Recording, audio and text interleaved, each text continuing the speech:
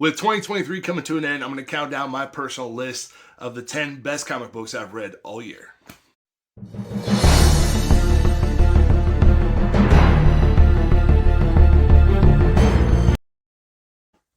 If you would have asked me in 2023, would I be reading Superman? And that's the messed up part. I totally am in this new Superman.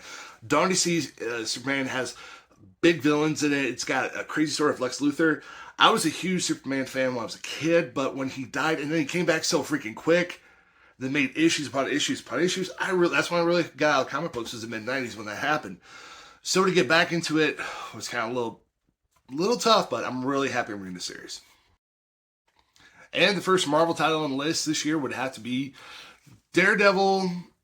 Chip Zdarsky's run on it. Now, hear me out real quick. Daredevil just got rebooted this year after the events of Chip Zdarsky's finish up after Devil's Reign that came out.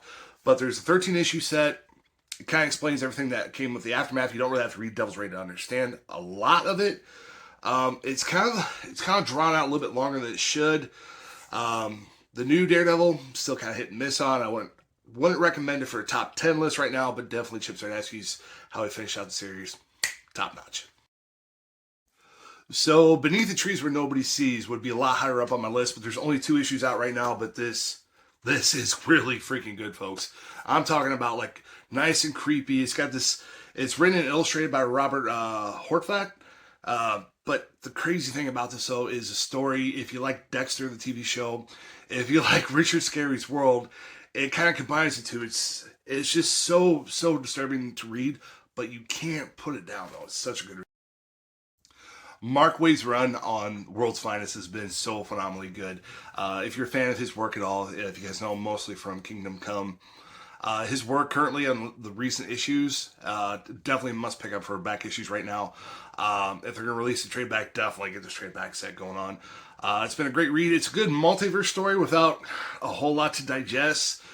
Good amount of mystery, good amount of action. So with the Spawn series branching out and doing all kinds of different stuff nowadays, you got Scorch, you got Gunslinger. Gunslinger was an honorable mention too. I almost put that on the list. But King Spawn, by far and beyond, is a great story by Todd McFarlane. Super cheap, still $3.99. Not $3.99. Still $2.99 in the world of $4.99 and $6.99 comics. Tells a long but great story. Scout Comics Count Dante is the unauthorized but somewhat true story of the world's deadliest man, who is none other than Count Juan Rafael Dante.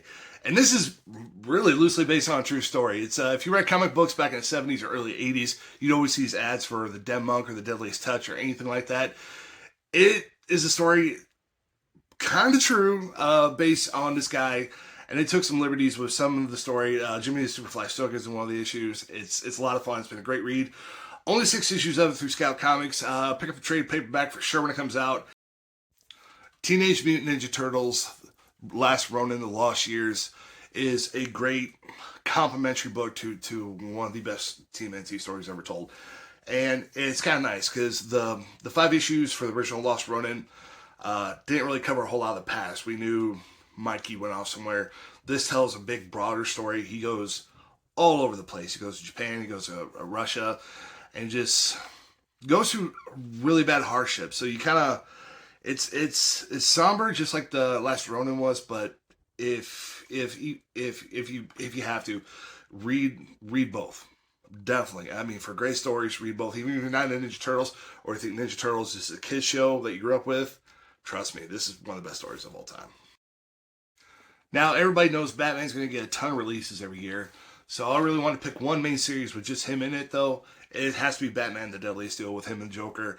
It is really crazy. One of my favorite issues is where there's a waiting on a train. It's a little bit out there. It's not the kind of team up you thought you'd want, but it's a team up you're glad you're reading, though. So out of all the Batman titles, this was a hard pick, but I went ahead and picked Batman: The Deadliest Duo. Pick it up today.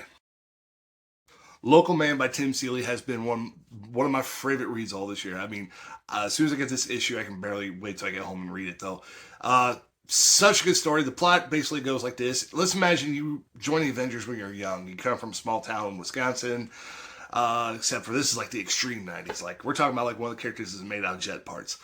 You get kicked out because you did something a little shady, and now you're back, and nobody likes you in this town, so he can't even fight under his name, so he has to go by local man. So that's how he kind of gets around this whole legal thing with it, though. Super fun read. If you like The Boys, definitely read this if you like The Boys. I mean, you'd be right on par with it. Void Rivals has been one of the most hyped up comic books this year, especially the summer. Everybody was jumping on that comic book, and for good reason, though, too.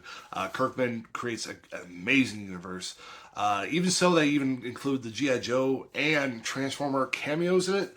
So, that series alone got me back into reading G.I. Joe and Transformers. So, hats off to that, though.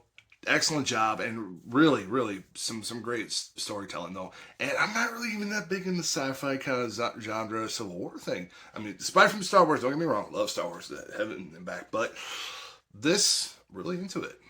And that is it, everybody. Man, thank you guys so much for sticking around to the end. Like I said, 2023 was an amazing year in comic books, so thank you so much for watching and supporting the channel. If you guys like to, go ahead and feel free to leave a comment down below. I will always answer back.